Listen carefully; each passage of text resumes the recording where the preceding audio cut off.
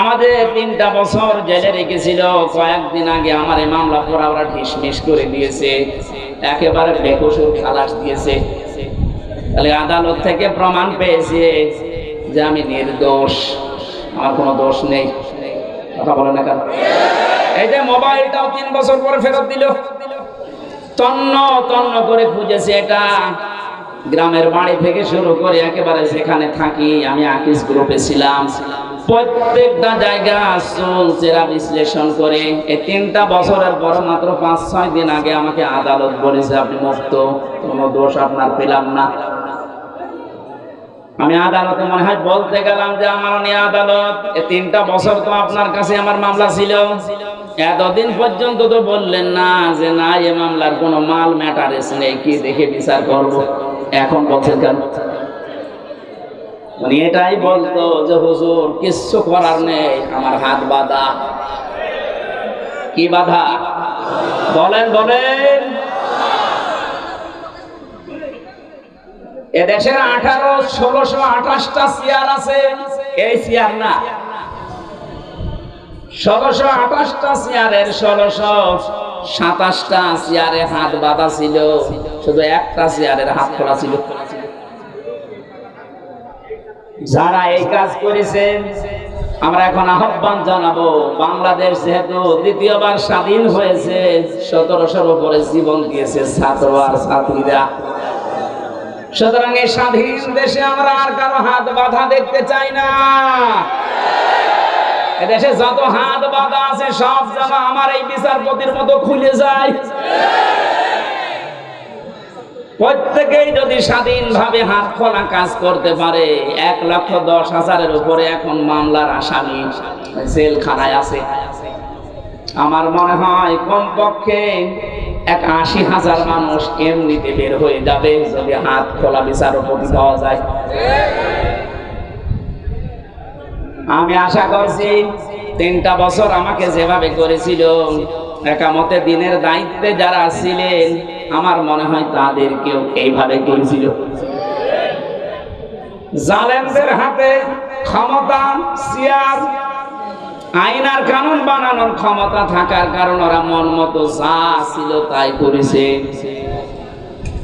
আমারটা যেমন বেকসুর খালাস পেয়েছি, আল্লাহর কসম যেগুলো মারা গেল, শহীদ হয়ে গেল, এই মানুষগুলো জীবিত থাকলে কেউ বেকসুর খালাস পেয়ে যেত। কোরআনের পাখি শহীদ আল্লামা দেলাওয়ার হোসেন সাইদি রহমতুল্লাহ আলাইহি, অনেকে অনেকে বলছে উনি মারা গেছে, কে বলেছে মারা গেছে? ওনাকে মেরে ফেলা হয়েছে।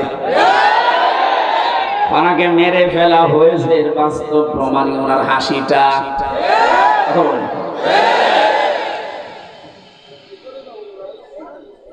আমি নিজে আমার বাবার যা আছে, আমার যা আছে, যদি ইসলামের খুঁটিনাটি বিষয়গুলো আমি মেনে জান্নাতে যেতে পারতাম, কসম খোদার জীবনও আপনাদেরকে আমি দিন কায়েম করা লাগবে এই ঝামেলা কোনো কথা বলতাম না। এটা যে কত বড় যন্ত্রণা।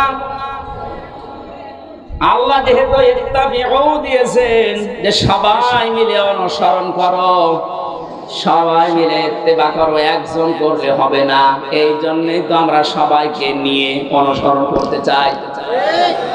সুখবর একটা আছে, বাংলাদেশে ইসলামী দল যতগুলো আছে প্রকাশ্য শিরক এবং বেদাত যারা করে এরা বাদ দিয়ে অন্তত আল্লাহ একজন আছে, কেবলাকে কেবলা বলে মানে, এইরকম কিছু নিয়ম নীতিতে যারা কাউকে শরীক করে না, কাউকে বিশ্বাস করে না আল্লাহ বাদে, এই মানুষগুলো দেখলাম আজকে সব এক হওয়ার জন্য ঐক্যবদ্ধ হচ্ছে। জালেমরা তো পালিয়েছে, মুনাফিক যারা এদের গায়ে অনেকের এখন আগুন লেগে গেছে, কারণ এরা চিন্তা করছে এভাবে যদি সব এক হয়ে যায়, আমরা 5 তারিখের পর থেকে যেভাবে শুরু করেছিলাম এই কাজও বন্ধ হয়ে যাবে। ওরা বুঝে ফেলেছে। এখানে আশা করছি যেভাবে এগিয়ে যাচ্ছে সবাই মিলে অনুসরণ করার জন্য ধর্ম বিষয়ক উপদেষ্টা যিনি আছে ডক্টর আফামা খালিদ হোসেন, আল্লাহ তার হায়াতে তাজ্জেবা সিহাতে কল্লিয়া বাড়িয়ে দেন, বলেন আমিন। লোকের চেষ্টা এবং ইখলাস যা দেখতে পাচ্ছি, আশা করছি ইসলামের সূর্যের সামনে আমরা এদেশে দেখতে পাবো ইনশাআল্লাহ। এই জন্য যারা আছি আমরা ছোটখাটো বিষয় নিয়ে মত পার্থক্য বাদ দেওয়া লাগবে। একটা হোস্টেলে 100 জন খাবার খায়, সকালে নাস্তা, কলার পাউরুটি। 20 জন হোস্টেল ম্যানেজারকে আহ্বান জানিয়েছে যে স্যার এটা যেন ঠিক থাকে। 80 জন বলছে না এটা আমরা আর খাবো না, নতুন মেনু আমাদেরকে দেন। কিছু কিছু ছেলেরা বলছে আমাদেরকে খিচুড়ি দেওয়া লাগবে সকালে, কেউ কেউ বলছে আমাদেরকে চিড়া দেওয়া লাগবে, কেউ কেউ বলছে আমাদেরকে রোল দেওয়া লাগবে। আর ওই যে 20 জন ওরা বলছে যা আছে ওইটাই আমরা চাই, কলা পাউরুটি। ম্যানেজার বলছে এভাবে হবে না, ভোট দেওয়া লাগবে। আমি তো একবারে পাল্টিয়ে দিতে পারি না। ভোট দেওয়ার পরে দেখা গেল ওই যে আগের যে 20 জন আছে কলা আর পাউরুটি ওটা ঠিকই আছে। চিড়া যারা চেয়েছিল তারা 18 জন হয়েছে, যারা খিচুড়ি চেয়েছে তারা 17 জন, যারা রোল চেয়েছে তারাও 15 জন। এভাবে ভাগ ভাগ করতে করতে 20 পর্যন্ত আর যায়নি। আগে যা ছিল ওইটাই কায়েম হয়ে আছে। কি বসালাম বলেন তো? এদেশে 20 জন মাত্র এখন আগের যে সিস্টেম গুলো ছিল ওইটাই চালু রাখতে চাচ্ছে, কিন্তু আমরা এখন 80 জন পাল্টিয়ে গেছে। এই কথা বলছে আমরা এই 80 জন মিলে এখন যদি এই ছোটখাটো বিষয় নিয়ে মত পার্থক্য করি, কিয়ামতের আগে আমরা 20-এর উপরে যেতে পারবো না। এই জন্য সব বাদ দেওয়া লাগবে। কার কয় কলি টুপি, কার লম্বা টুপি, কার জব্বা, কার সিরা, কে হাত বাঁধে, কে মোনাজাত করে, এগুলো সব বাদ দেন। আল্লাহ একজন আছে, রাসূল আমার নেতা, এই বিশ্বাসে যারা বিশ্বাসী তারা আমরা এখন 80 জন। আরো জোরে আমরা কোন বিষয় নিয়ে আর সামনে ঝামেলা যেন না করে।